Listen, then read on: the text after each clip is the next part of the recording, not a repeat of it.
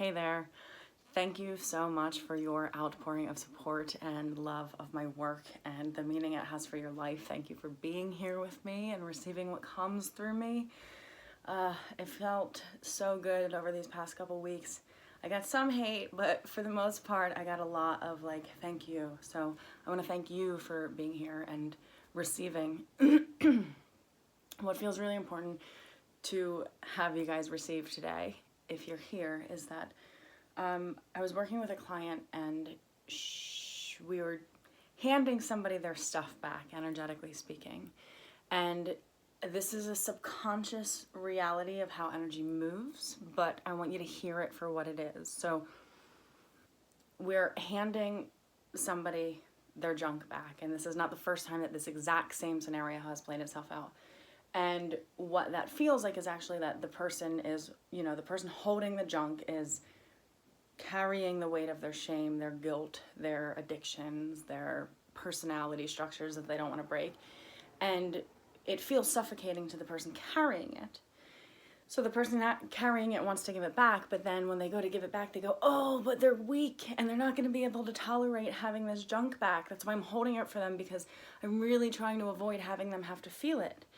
And the tendency is to go, oh, they're a weakling and they can't hold their own.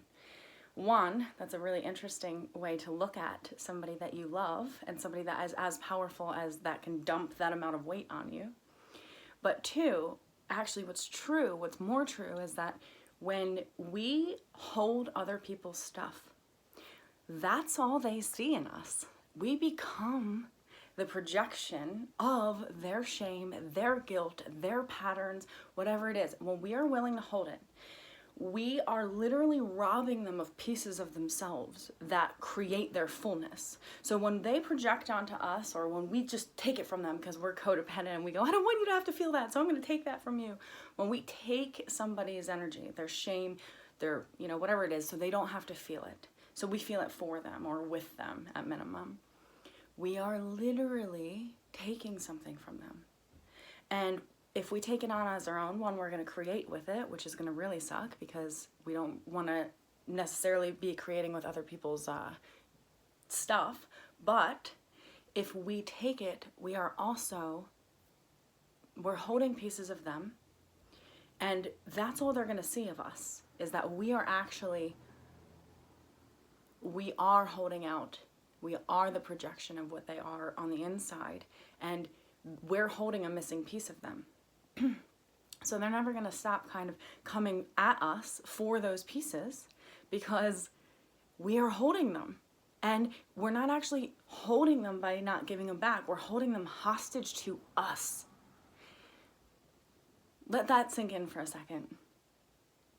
So this person that you feel so, oh my God, they can't handle any more trauma, any more emotions, any more pain, so I'm going to hold it. And I am not saying extend shame onto somebody else. I am not saying express shame or do anything like that.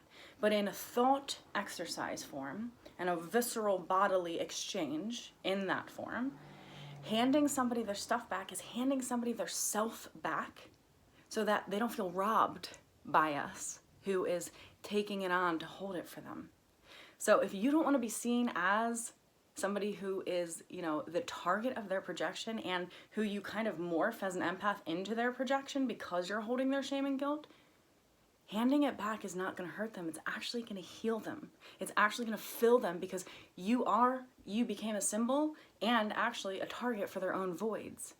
And if you push that thing back into itself, rather than feel it, they wanted to void it out. If you push that thing back into itself, it becomes full, and then it can know thyself, and then you're not going to have to carry anybody else's stuff, and then you will know thyself, right? So that felt really important to say. I hope it was helpful. Bye guys, have a great day.